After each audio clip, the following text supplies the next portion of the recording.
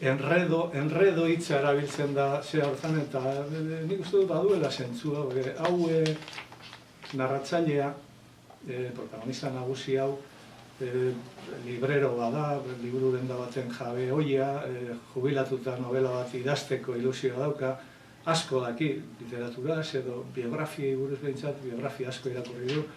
eta apuntatzen da literatur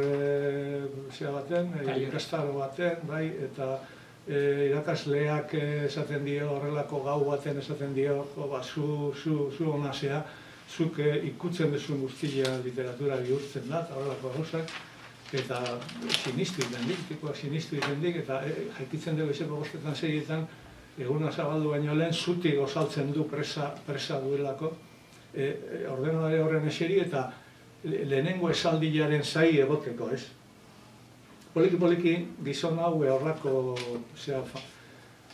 nahi eman nuen aldez aurretik Xabierrek kontatu izan balu argumentua, nik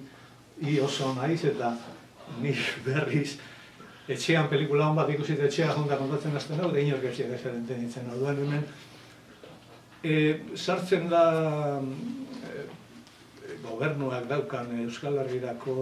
Nobel sariak ekarriko dituen edo ekartzeko montatuta daukan horrelako programa fantasmal baten, erdi klandestino, irakasle arduradun bakoitzak hiru idazle ditu, kasu honetan narratzailea, Joxean Agirre eta beste poeta gaztea edo dira. Eta poeta gazte honek berebiziko garrantzia izango du praktikatzen duelako orain, Frantzian ikusten dut bereziki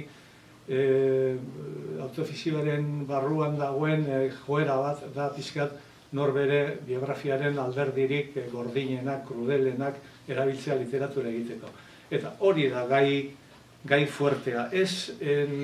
kontakizunaren barruan leku asko okupatzen duelako, baizik hori dalako pixkat planteatzen dituenak zenbait arazo filosofiko, etiko,